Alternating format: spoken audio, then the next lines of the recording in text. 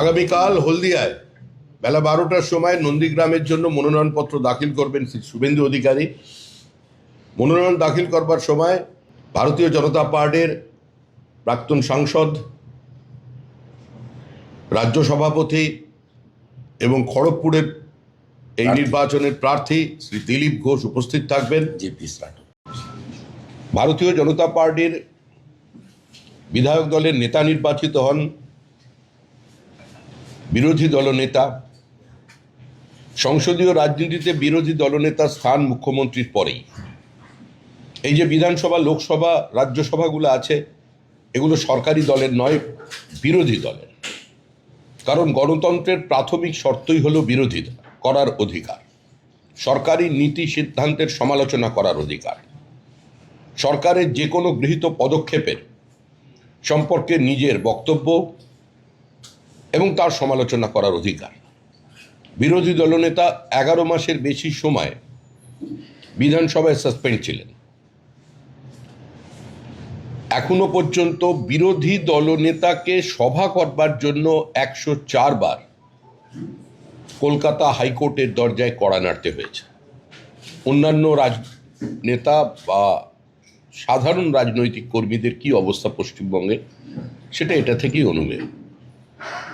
কিন্তু বিষয় হলো 2011 সালে ক্ষমতার পট পরিবর্তনে যারা গণতন্ত্রের পুনঃপ্রতিষ্ঠার স্লোগান দিয়ে ক্ষমতায় এসেছিলেন,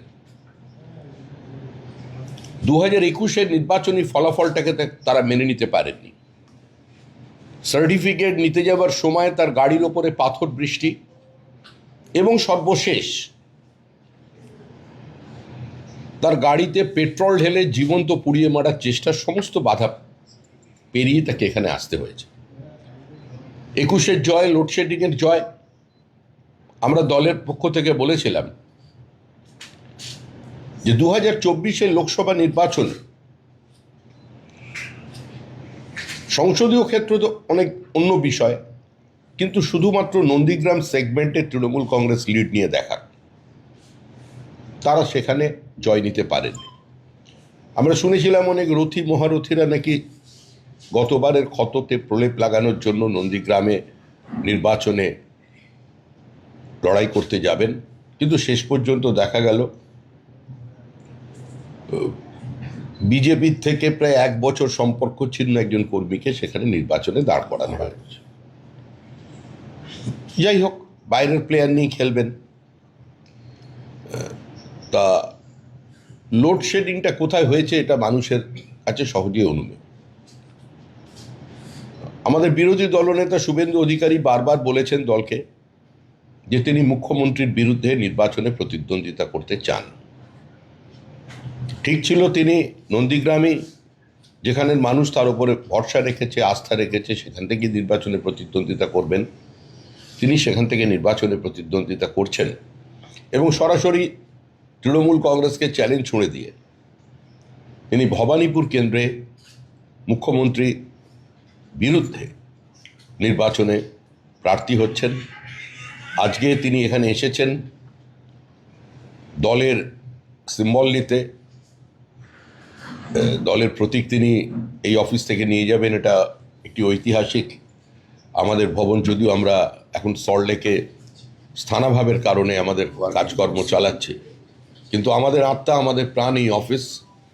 ডক্টর শ্যামাপ্রসাদ মুখার্জি, আচার্য দেবপ্রসাদ ঘোষ, হরিপদ ভারতী, বিষ্ণুকান্ত শাস্ত্রী, সুকুমার ব্যানার্জি, তপন শিকদারেরা যে অফিসে বসেছেন, আমাদের কাছে, আমাদের অন্তরে এটাই আমাদের পার্টি অফিস। তো সেখান থেকে তিনি আজকে দলীয় প্রতীক নিয়ে শ্যামাপ্রসাদ মুখার্জির যে সামনে আবক্ষ মর্মর মূর্তি আছে সেখানে মাল্যদান করে এখান থেকে ভবানীপুরে প্রচারে যাচ্ছেন।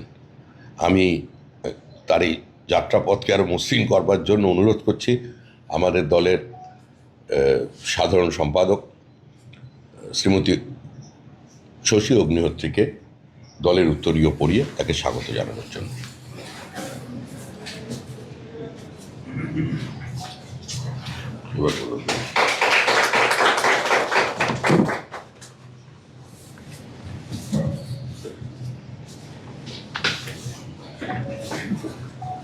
আমাদের দলের তরফ থেকে প্রথমেই নন্দীগ্রাম এবং তারপরে ভবানীপুরে যে সিম্বল এবং ফর্ম বি প্রদান করবেন আমাদের রাজ্য সভাপতি শ্রমিক ভট্টাচার্য মহাশয়, মাননীয় শুভেন্দু অধিকারী কাছে। না নামটা সই করা আছে।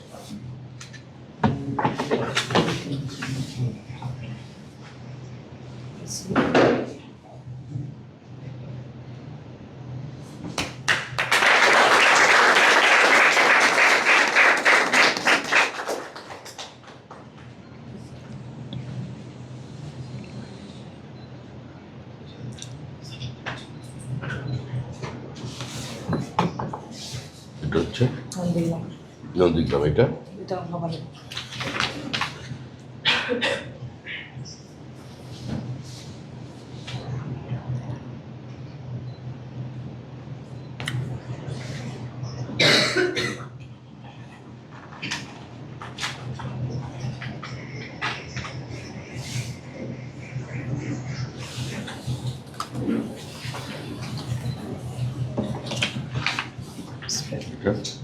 এটা ভবানীপুর আছে, এটা নন্দীগ্রাম।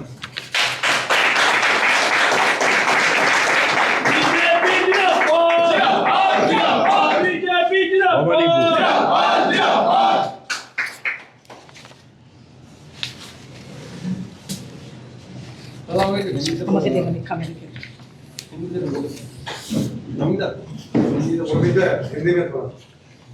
সাবজেক্টটা বলে দেবো, চিফ মিনিস্টার সাবজেক্টটা ফটো তো পেয়ে গেছে ওরা, সাবজেক্টটা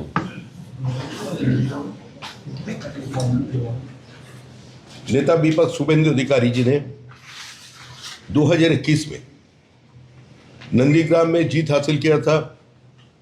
माननीय मुख्यमंत्री श्रीमती ममता बनर्जी को चुनाव में पराजित करके तृणमूल कांग्रेस दिल से इस हार को स्वीकार नहीं कर पाए। इस जय को लोड शेडिंग का जय बताकर 5 साल प्रचार किया, लोकतंत्र की सारे धज्जियां उड़ा दिया इन लोगों ने। नेता विपक्ष को 11 महीना सस्पेंड कर दिया गया। नेता विपक्ष को पश्चिम बंगाल में किसी जगह में जाकर सभा करने के लिए 104 बार हाईकोर्ट की दरवाजा खटखटाना पड़ा। उसको जिंदा जलाने का भी कोशिश हुआ था उत्तर बंगाल में। जिस दिन सर्टिफिकेट लेने जा रहे थे उसी दिन नंदीग्राम में उसका गाड़ी का ऊपर पथराव हुआ। बहुत बार उसका गाड़ी के ऊपर, उसका कन्वॉय के ऊपर, उसका कफिला के ऊपर अटैक भी हुआ। इसका बावजूद भी हम लोग चैलेंज रखा था, ये 2024 का जो लोकसभा की चुनाव था उसमें कम से कम तृणमूल कांग्रेस नंदीग्राम असेंबली सेगमेंट से लीड लेकर दिखा दे, तो उसमें भी तृणमूल कांग्रेस पीछे रह गए। शुभेंदु अधिकारी जी ने पार्टी की जितना हमारा आला नेता है उनका पास, संसदीय बोर्डों का पास उन्होंने एक प्रस्ताव रखा था, जिस जगह से भी मुख्यमंत्री चुनाव लड़ेंगे हम उसी जगह से चुनाव लड़ेंगे। तो हमारा पार्टी में तो पश्चिम बंगाल में कोई 2 जगह से चुनाव नहीं लड़ रहे हैं, लेकिन ये भी बात है, मुख्यमंत्री का खिलाफ जिस नंदीग्राम की जनता ने शुभेंदु अधिकारी का ऊपर अपने आस्था प्रकट किया, उसको इतना प्यार दिया और इतना कठिनाई के बावजूद वो लोग आके आकर के शुभेंदु अधिकारी को जिताया था, उनको छोड़ना उचित नहीं है। तो इसीलिए नंदीग्राम से भी हमारा नेता चुनाव लड़ रहे हैं और उसका साथ साथ उसका जो मन का इच्छा था, चाहत था और पार्टी का भी इच्छा है कि शुभेंदु अधिकारी मुख्यमंत्री का खिलाफ चुनाव लड़े। इसलिए भवानीपुर से शुभेंदु अधिकारी जी इस बार चुनाव लड़ रहे हैं। और ये जो हमारा कार्यालय है डॉक्टर श्यामा प्रसाद मुखर्जी के समय से कार्यालय है। हम लोग थोड़ा स्थानाभाव के कारण आज सेक्टर 5 से हमारा ऑफिस चला रहा है, लेकिन हमारा लिए जो पार्टी ऑफिस है, हमारे पास यही हमारा मंदिर है। तो इसीलिए आज इसी जगह से फॉर्म ए और बी उन्होंने लिया। पार्टी का सिंबल कलेक्ट करने के बाद अभी श्यामा प्रसाद मुखर्जी का जो प्रतिमा है उसमें फूल चढ़ाकर, माला चढ़ाकर उन्होंने भवानीपुर निकल जाएंगे। थोड़ा आज इतना ही, इसमें कोई पॉलिटिकल इश्यू मैं एक लाइन जोड़ रहा हूँ। कल जब मेरा नामांकन होगा नंदीग्राम में, उसका एपिडेविट तो सबके सामने आ जाएगा। आप देख लेना 32 एफआईआर का डिटेल्स भी आप लोग को मिल जाएगा कल।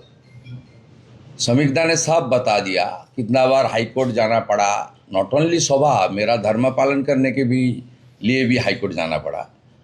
कल 32 मेरा खिलाफ 25 बंगाल की कलकत्ता वेस्ट बंगाल पुलिस, 7 कलकत्ता पुलिस, वो मैं हाई कोर्ट में गया था, मेरा पता भी नहीं था इतना लंबा लिस्ट है। कल सबको मिलेगा। सब मामला 2021 सेकेंड में ममता बनर्जी बुरी तरीके से हारने के बाद किया है, सब फर्जी मामला है, सब एक पिछले 5 साल में हुआ है। 32 एफआईआर, वो भी कल एपिडेविट में आप लोग का सामने आ जाएगा। কাল 12 ধর্মেন্দ্র প্রধান জি থাকবে। আচ্ছা, ধর্মেন্দ্র প্রধান জি, দিলীপ ঘোষ আর জেপি রাঠোর হলদিয়া। আগামীকাল হলদিয়ায় বেলা 12টার সময় নন্দীগ্রামের জন্য মনোনয়নপত্র দাখিল করবেন শ্রী শুভেন্দু অধিকারী।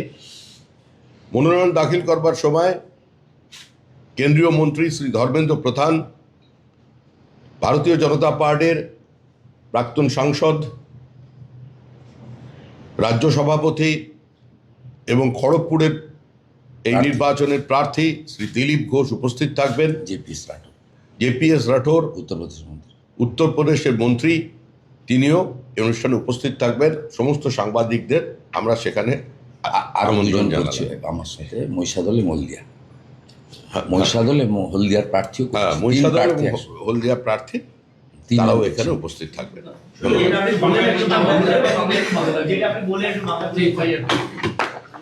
আমাদের মাননীয় রাজ্য সভাপতি, তিনি আমাকে, আমার থেকে বড়, আমার দাদার মতো, শুভাশিস দিয়েছেন, শুভেচ্ছা দিয়েছেন এবং সিম্বল প্রদান করে গুরু দায়িত্ব দিয়েছেন। নন্দীগ্রামে মার্জিন বাড়িয়ে ভবানীপুরে হারাতে হবে। আমি শৃঙ্খলাপরায়ণ দলের একজন কর্মী। আমি মাননীয় রাজ্য সভাপতি, সমগ্র বিজেপি পরিবার, মাননীয় প্রধানমন্ত্রী সহ সংসদীয় বোর্ড, প্রত্যেকে যে দায়িত্ব এবং বিশ্বাস রেখেছেন সেটা মর্যাদা রাখার আমি আপ্রাণ চেষ্টা করব। শ্রমিকদা কতগুলো বিন্দু বলেছেন, আমি সেগুলোর মধ্যে রিপিট না করে শুধু একটা ইনক্লুড করছি, অন্তর্ভুক্ত করছি। আগামীকাল হলফনামা সকলের সামনে বিকেলের মধ্যে চলে আসবে ওয়েবসাইটে। সেখানে দেখবেন 104 বার কোর্টে যাওয়া বা 11 মাস সাসপেন্ডের সাথে 32টা ফৌজদারি মামলায় আমাকে মমতা বন্দ্যোপাধ্যায়ের পুলিশ অভিযুক্ত করেছেন এবং সব মামলাগুলি 2021-এর 2রা মের পরে থেকে মানে আপনার এজাহার নথিভুক্ত করা, আগের মামলা নয়। অর্থাৎ কিভাবে গণতন্ত্রের সবচেয়ে বড় স্তম্ভ অ্যাসেম্বলি বিলংস টু অপোজিশন, সেটাকে নষ্ট করার চেষ্টা করেছেন, মানে ওনার দাঁত নখ সব বের করে। সেটা মানুষ দেখতে পাবে। আগাম আপনাদের কাছে জানিয়ে দিলাম 32 ক্রিমিনাল কেসেস, যেটা আমাকে কালকে হলফনামায় দিতে হবে।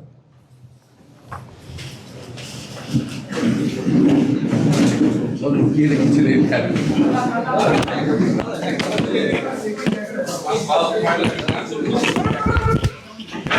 চলো চলো চলো, দেখি একটু দেখি দেখি দেখি